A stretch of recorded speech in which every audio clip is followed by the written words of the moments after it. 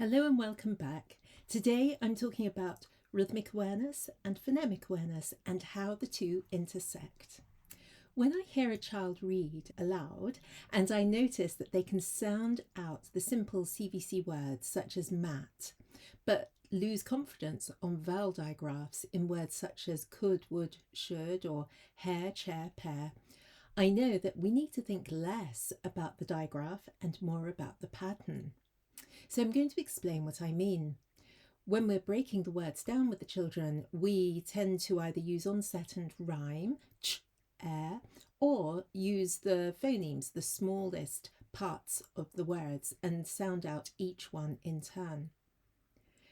At this point, we're probably likely to notice whether the child engages immediately or not, because this shows us whether they can hear or perceive the separate sounds of the phonemes and perceive them as a sequence, or whether they can't.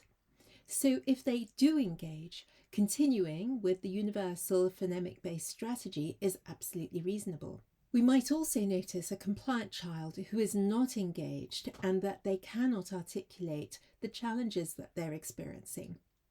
All they know is that the sequence of the sounds vanishes so quickly that they are unable to respond. We might notice the low voice, the lack of facial movement, the motionless hands.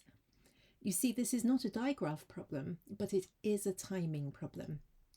We might actually ask them whether the sounds vanished too soon.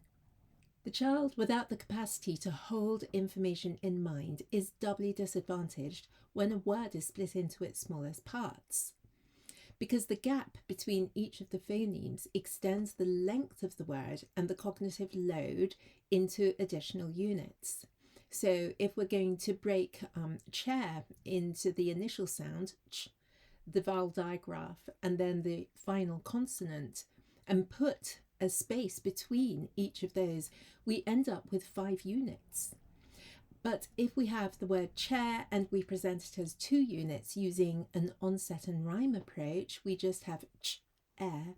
The cognitive load is really minimized and the task becomes much more manageable as 3 units, 2 for the sounds and 1 for the gap in between the 2 sounds.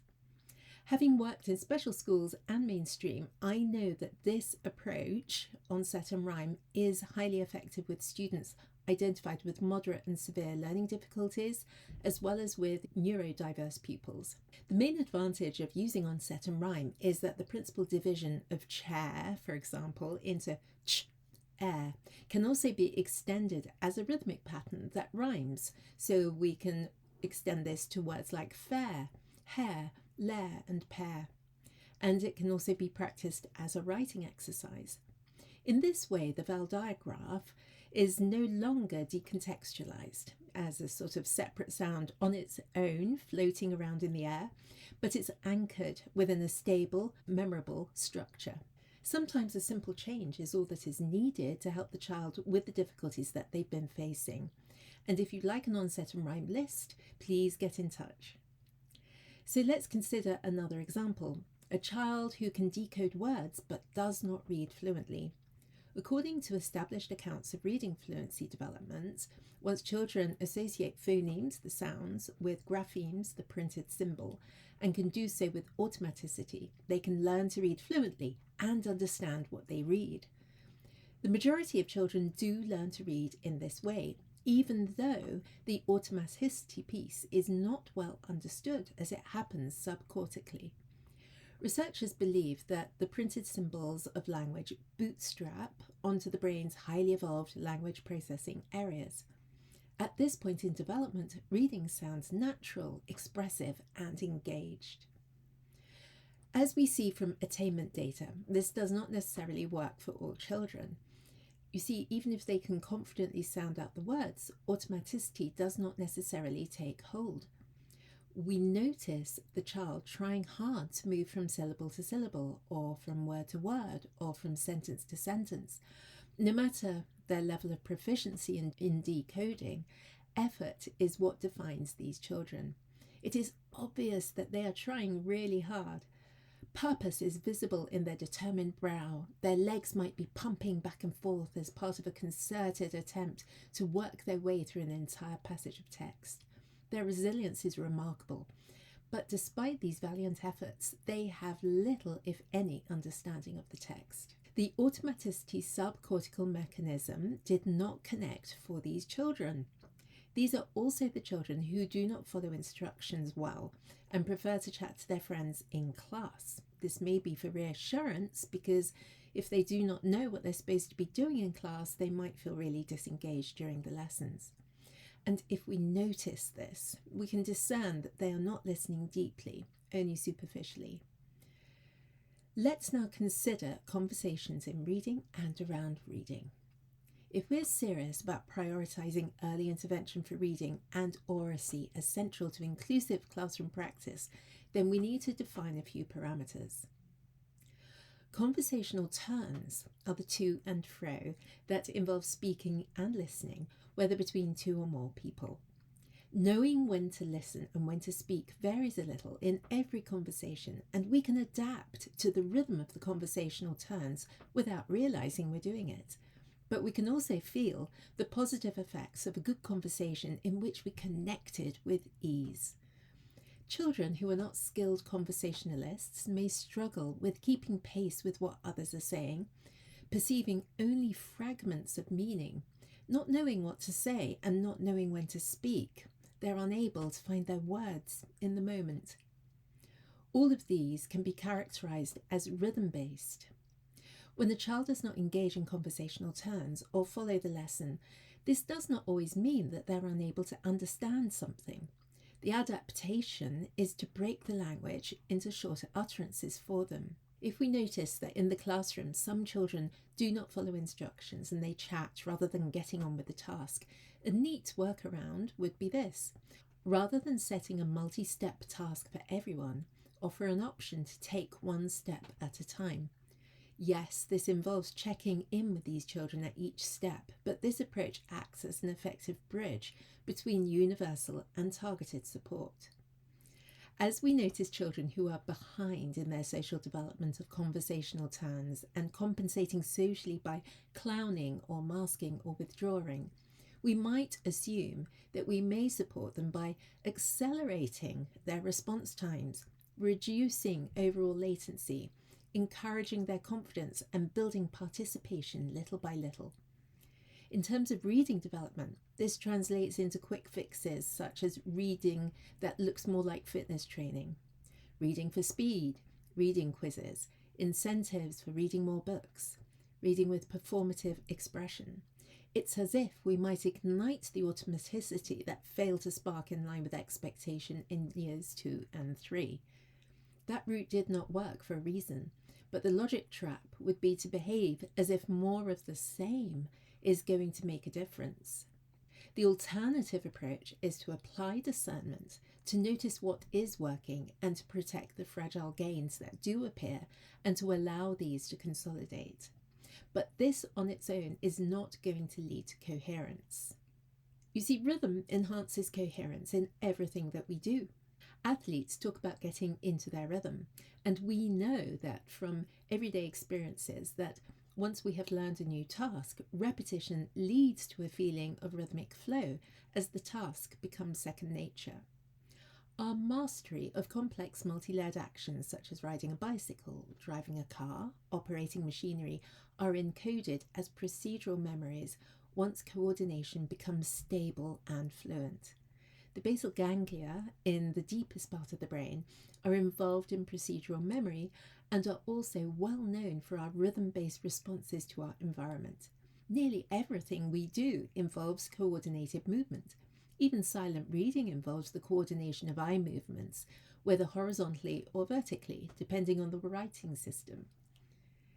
There are principles that we can apply when thinking about timing in relation to any task. To become more precise and stable, we treat timing as a constant rather than a variable. Once stability and control are assured, our precision increases and a little time can be saved. Conversely, if working under pressure of time, stability and control just become unreliable. When stability and control are secure and time is a constant with no rushing and no dragging, rhythm begins to emerge. This is the beginning of fluency. It emerges from the coherence between the rhythmic flow of the words in alignment with the natural patterns of syntax and guided by contextual cues of the passage. The context is key because in conversation, meaningful language processing is an integration between the top-down cues of context and the bottom-up sounds of language. Anticipation eases integration, and this too is an aspect of rhythm-based processing. When teachers say that children now know what is coming up next in their reading, they are referring to anticipation. In conversations, we follow the gist and we anticipate the next step as a logical consequence. Or perhaps if there's a cliffhanger in a storyline, we're left with our predictions unconsummated. This shows how anticipation is a powerful driver of reading. But in addition to predicting the development of a storyline, we also predict exactly which words are most likely to come up next. Language processing in early infancy develops in this way, and AI language models follow the same principles. However, when a child is not reading fluently, they do not anticipate what is coming up next. They simply decode what they see, and there is no rhythmic engagement really at all. At the smallest scale, the phoneme, some children have an incomplete perception of these sounds, and for them, anticipation is a really important coping strategy that allows them to patch over the gaps in sensory processing. Children often say that reading has become clearer, and on questioning them, they mean that the sounds of the phonemes are clearer. And when children's sensitivity to rhythm improves, they are better able to attend to the front edge of a consonant. This gain in rhythmic control coincides with a gain in phonemic awareness. Children describe being able to get their head down in the classroom and no longer chat instead of working. And they say that they know what they're supposed to be doing in lessons. There are intense pressures in classrooms and schools. High expectations for all, as well as an inclusive approach, along with existing frameworks which work well for most but not all children. When children need greater sensitivity to rhythm, teachers can identify 5 subtle signs through discipline noticing. First of all, children are not developing prosody and expression in reading, even if they can decode the words. Secondly, under pressure of time, they guess words that they do not know and are not accessing contextual cues. Thirdly, reading is effortful, even if it's accurate, and they're not enjoying the books they read when they begin Key Stage 2. And 4, gaps in phonemic awareness mean that the child cannot follow instructions or infer what's happening from the instructions. And lastly, the child may watch the teacher's face very closely, scanning for meaning to compensate for weak phonemic awareness. It is vital to pick up these signs, as it is possible to address insufficient sensitivity to rhythm and to address this quickly.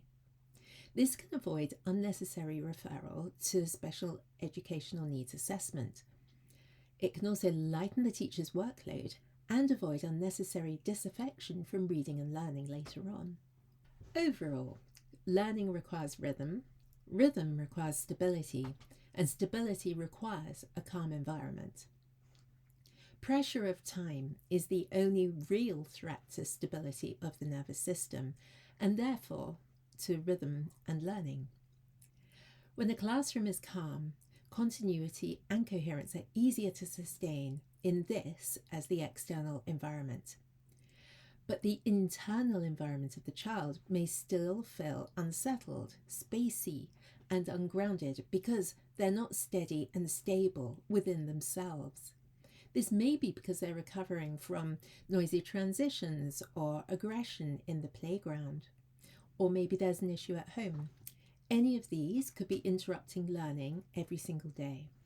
Again, discipline noticing can identify this child in a calm classroom. And this child may withdraw socially or wear the mask of happy compliance, but the reality of their learning will be identified by taking them aside and hearing them read aloud. These steps can strengthen universal precision in Year 2 and Year 3 and prevent a decline in engagement across lower Key Stage 2. This is necessary to strengthen reading fluency for children with gaps in phonemic awareness.